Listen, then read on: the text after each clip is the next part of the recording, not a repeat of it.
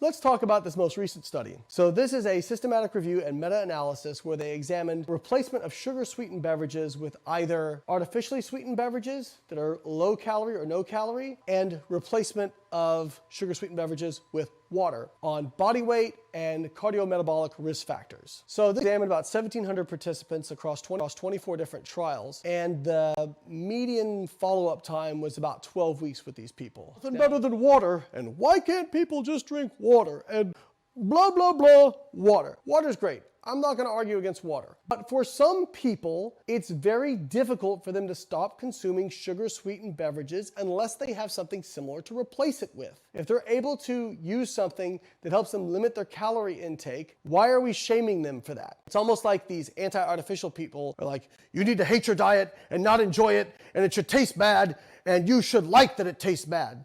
If you can take something in that tastes good and it doesn't have negative effects, what the problem be? So let's look at what the data actually says, because data is more important than your feelings. Let's look at the data of substituting water for sugar-sweetened beverages. The only real difference they saw amongst all these markers, and they looked at markers of adiposity, including body weight, BMI, body fat percentage, waist circumference. They looked at glycemia. They looked at blood lipids, blood pressure, liver fat, and liver health markers, as well as uric acid. They did not see any differences in pretty much anything when it was recommended to substitute water for sugar-sweetened beverages. No differences in body weight, no differences in BMI, no differences in body fat, and no differences in the markers of glycemia. Nothing statistical anyway. The only thing that really approached significance was intrahepatic lipids, but they still did not reach a level of significance. Now, what does the data say about substituting artificially sweetened beverages for sugar-sweetened beverages? Well, they saw a significant reduction in body weight,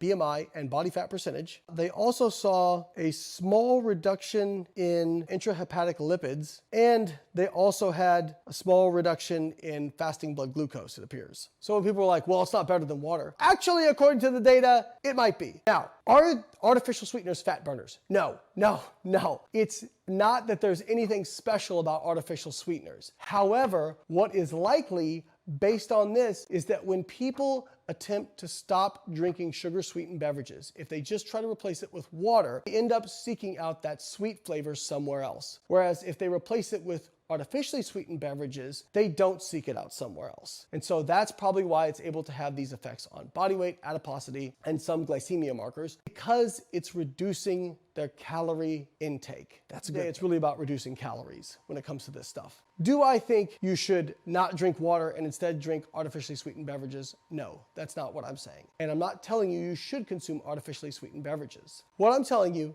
is that if you are able to drink water and you don't have a craving for sweet stuff, awesome, drink up, drink water. If you are used to drinking sugar-sweetened beverages and you're trying to stop, then artificially sweetened beverages may help you suppress that craving more than water.